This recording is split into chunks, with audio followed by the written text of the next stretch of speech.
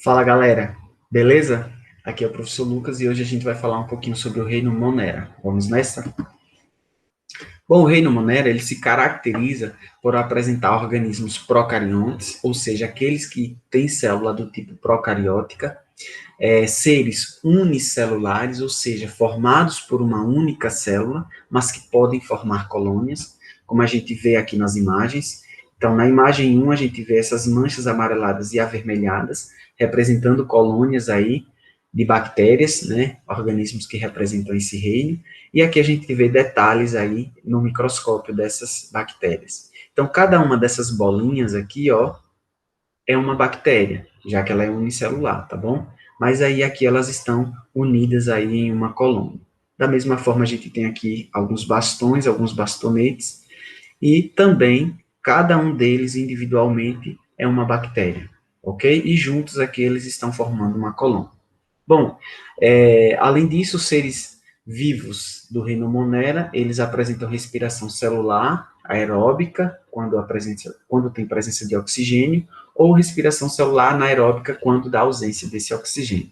Eles podem ser autótrofos, podendo aí realizar fotossíntese, e podem ser heterótrofos, tá? Podendo inclusive realizar fermentação. E apresentam o DNA como material genético. Então, essas são as principais características aí do reino Monera. Aqui eu trago uma célula bacteriana, tá? Representante aí do reino Monera, e eu vou falar um pouquinho agora sobre cada uma das estruturas. Bom, como vocês já sabem, né, toda célula tem aí a membrana plasmática. Então, a membrana plasmática aqui que vocês estão vendo em lilás ou azul, certo? Essa membrana plasmática é a que dá forma da célula, é a que favorece a entrada e a saída de algumas substâncias na célula, tá?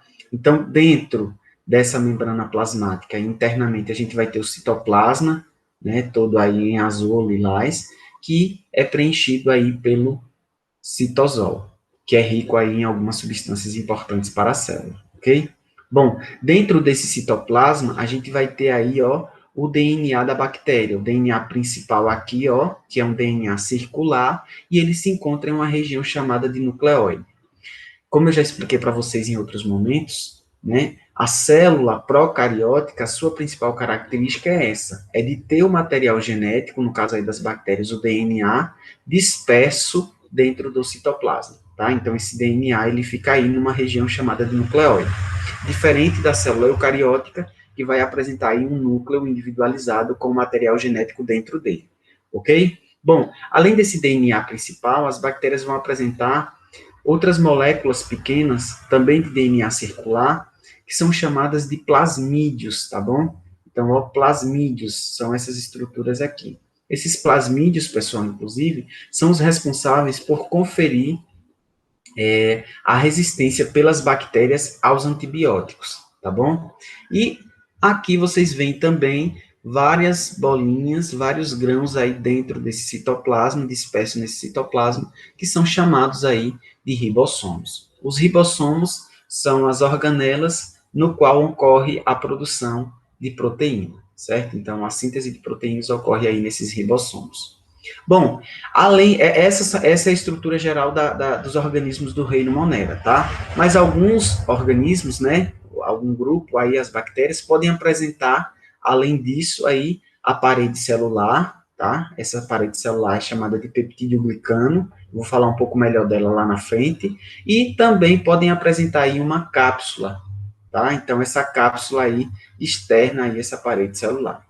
Além disso, alguns organismos aí desse reino podem apresentar os cílios, como vocês estão vendo aqui, esses pelos, e também o flagelo aqui, que é esse filamento mais alongado.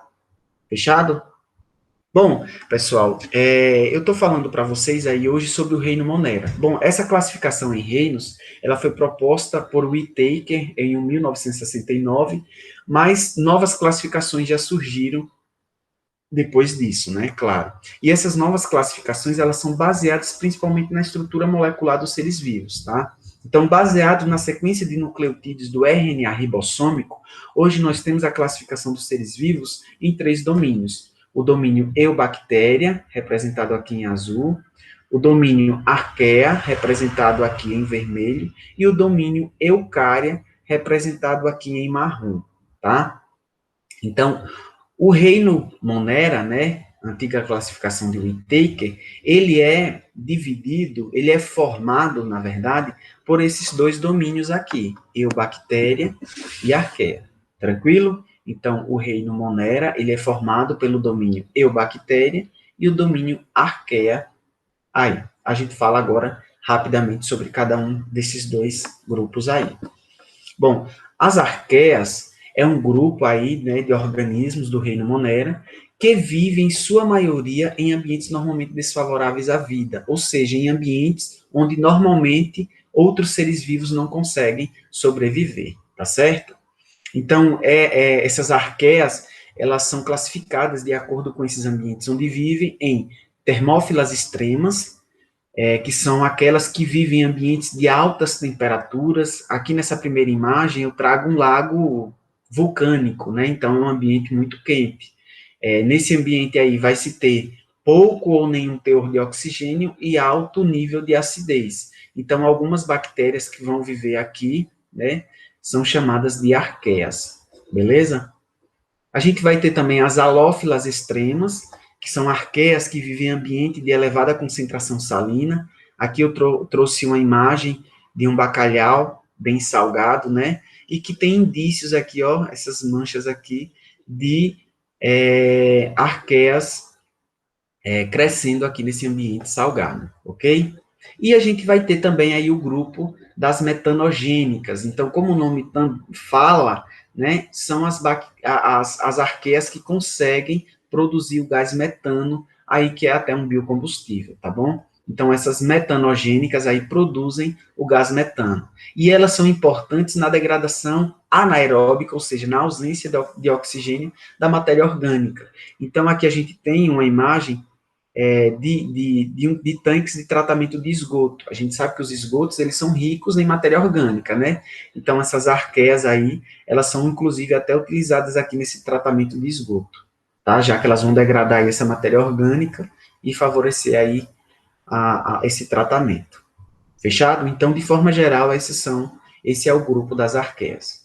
Aí a gente tem o grupo das eubactérias, tá bom? Então, essas eubactérias, elas são representadas aí principalmente pelas cianobactérias e pelas bactérias, que a gente fala melhor sobre elas já já. Bom, as cianobactérias, pessoal, elas são eubactérias autótrofas, certo? Então, vão apresentar alguns tipos de clorofilas e que podem realizar aí a fotossíntese, certo? Elas são unicelulares, então cada bolinha dessas aqui que vocês estão visualizando aí é um indivíduo, só que eles vivem em colônia, né? A maioria das cianobactérias, elas vivem em colônia, né? Então vocês estão vendo aí esses filamentos formados aí por vários indivíduos, é uma colônia aí, são várias colônias de cianobactérias, tá? Esses indivíduos, eles são encontrados principalmente aí em ambientes aquáticos, né? Água doce, no mar, no solo e na superfície úmida de rochas ou troncos, né? Pessoal, as cianobactérias, elas já foram classificadas anteriormente dentro do grupo das algas, devido a essas características, né, de realizarem fotossíntese e de serem encontradas principalmente no ambiente aquático, ok? Então, essas cianobactérias têm grande importância ecológica, principalmente aí devido ao processo de fotossíntese, né? Então, elas têm aí grande potencial de liberar oxigênio na atmosfera, né, absorver gás CO2, então é importante. E elas, evidências indicam, meus queridos, que elas foram as responsáveis por originar os cloroplastos das plantas, né? Como assim, professor? Acredita-se que células que se tornaram eucarióticas, elas englobaram aí uma cianobactéria, englobaram cianobactérias, e essas cianobactérias, com o passar do tempo, se transformaram nos cloroplastos aí dessas plantas ou até algas. Beleza? Então, teoria da endossimbiose, inclusive. Deem uma pesquisada sobre isso. Bom, e aí eu trago agora as bactérias propriamente. Então, essas bactérias, elas são classificadas como heterotróficas e, meus queridos, elas são as principais responsáveis pelas doenças que a gente tem aí causadas por bactérias, porque essas bactérias são as mais encontradas aí no ambiente em que a gente vive, ok?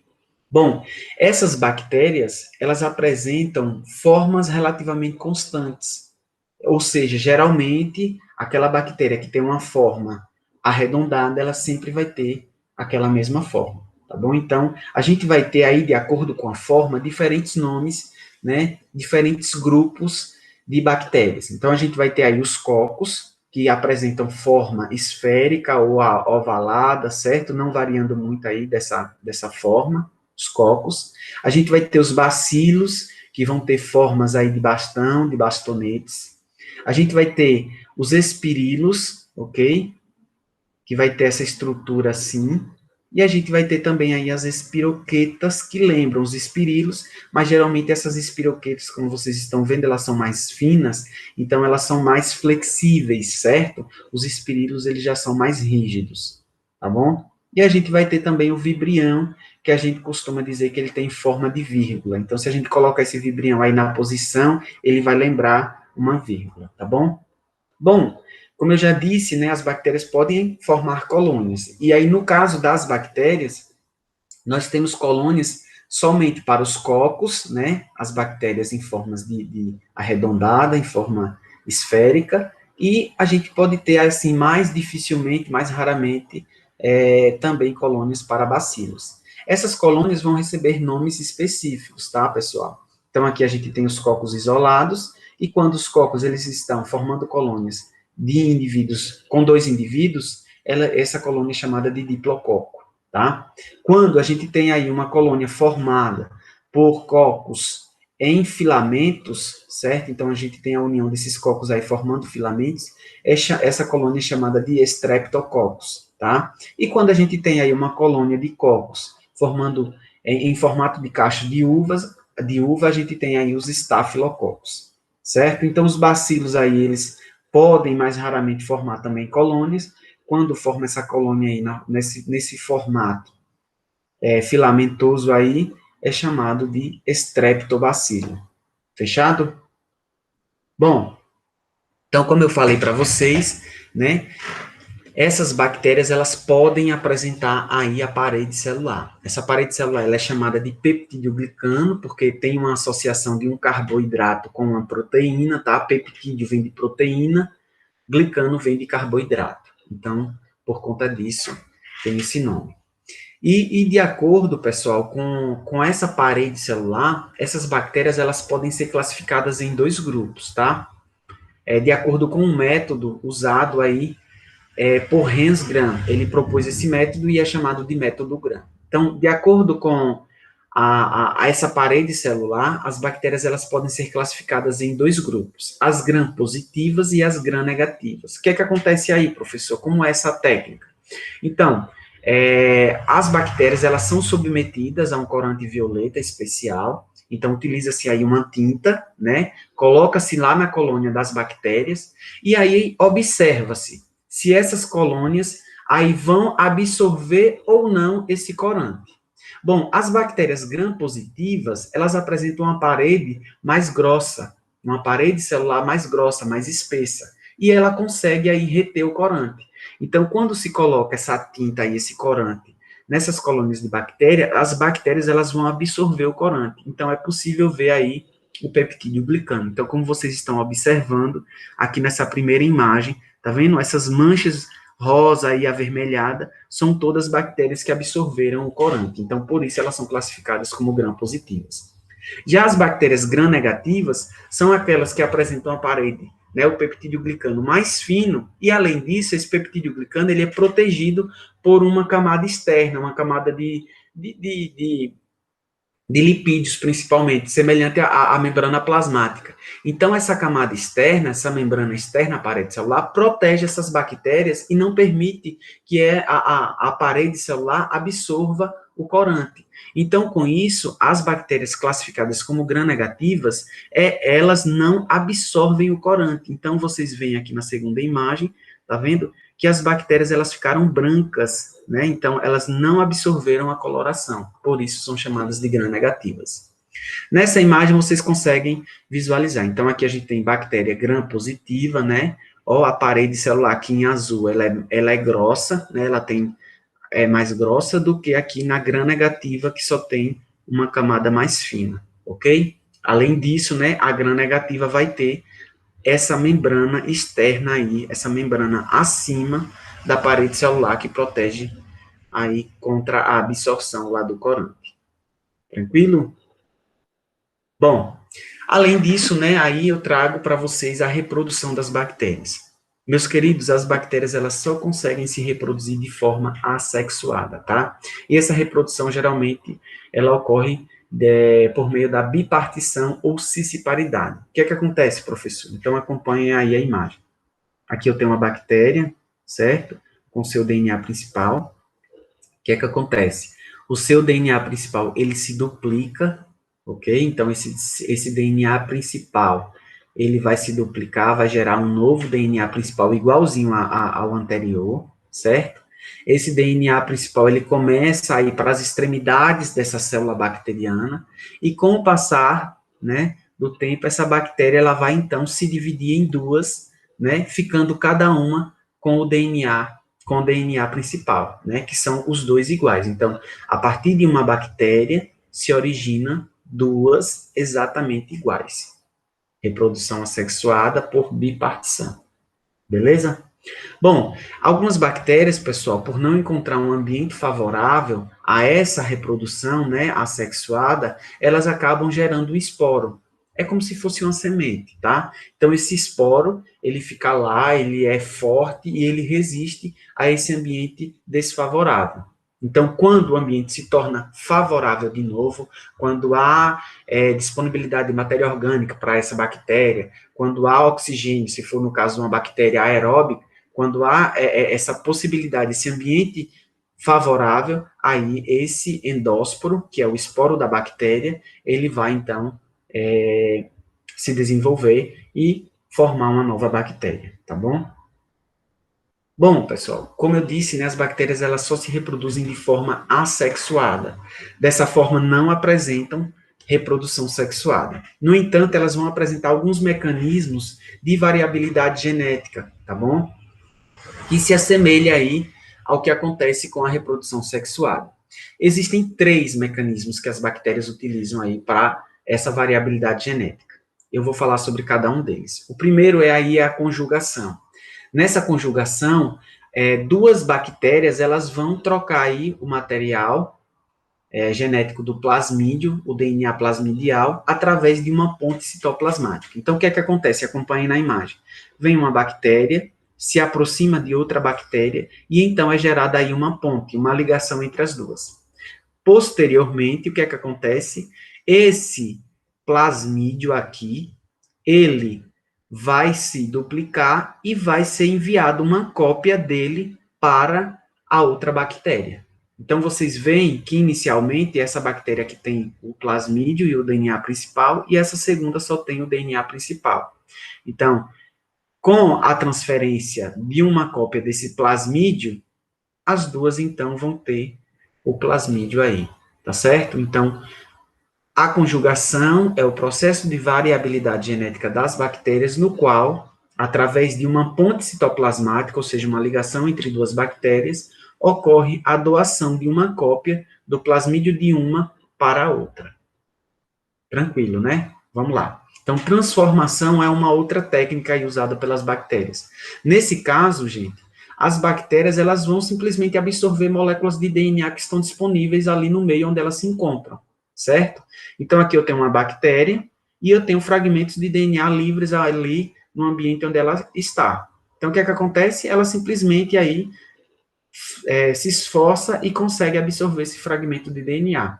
Após essa absorção, esse fragmento de DNA ele é incorporado, ou seja, ele vai se ligar ao DNA da bactéria. E aí, obviamente, a gente vai ter aí um DNA modificado dessa bactéria. Ou seja, um mecanismo de variabilidade genética. Tranquilo, né? Então, o último mecanismo aí é a transdução. Nesse mecanismo, vocês já viram mais ou menos como é que acontece lá a infecção viral, não é isso? Então, nesse caso aqui, a transdução ocorre através da transferência de genes de uma bactéria para outra através de um vírus, tá? Então, o que é que acontece? A gente tem aqui um vírus bacteriófago. Então, esse vírus bacteriófago, ele vai se ligar aí a uma bactéria. Então, aqui a gente tem a bactéria. Esse vírus, ele vem, se liga a essa bactéria, e o que é que ele faz? Ele injeta o seu material genético dentro dessa bactéria, não é isso? Ao injetar esse material genético dentro da bactéria, esse material viral, esse DNA viral, ele vai se ligar ao DNA da bactéria. Então, ele vai se integrar ao material da bactéria, ao material genético da bactéria. Então, no final, eu vou ter uma bactéria com o DNA dela e o DNA viral. Então, aí a gente tem uma variação, né, uma modificação no DNA original da bactéria. Então, o que vai conferir aí uma variabilidade genética também. Tranquilo? Então, vamos nessa. Gente, as bactérias, elas são extremamente importantes, tá? Extremamente importantes economicamente, ecologicamente, certo? Então, elas são importantes aí na produção de alimentos, como iogurtes, coalhadas, queijos, requeijão e outros. Elas podem formar associações com outros seres vivos, né? Associações harmônicas. Por exemplo, o boi, ele tem no seu trato digestório algumas bactérias que ajudam na digestão de alguns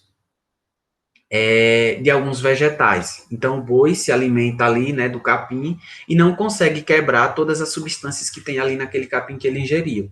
Então, essas bactérias que estão lá no seu trato digestório vai ajudar ali nessa digestão, vai digerir esse material e aí o boi consegue absorver. Então, é uma associação harmônica aí entre essas bactérias e o boi. Bom, as bactérias também são extremamente importantes na decomposição da matéria orgânica, né, oriunda aí dos seres vivos, e essa decomposição ocorre, inclusive, na matéria orgânica viva ou na matéria orgânica morta, tá bom? Então, quando ocorre na matéria orgânica viva, por exemplo, pode estragar aí os nossos alimentos, né? E elas podem causar também algumas doenças que são extremamente graves e podem causar até a morte, ok? Aqui eu trago uma imagenzinha só para relembrar. Então, a gente tem aí ó, o primeiro grupo das eubactérias, depois as arquibactérias, que estão mais próximas aos eucária, tá bom? Então, ó, eucária, e a gente tem todos os outros grupos de seres vivos que a gente estuda mais à frente. Então, vão lá no Google Sala de Aula agora e respondam a atividade. Por hoje é só. Grande abraço.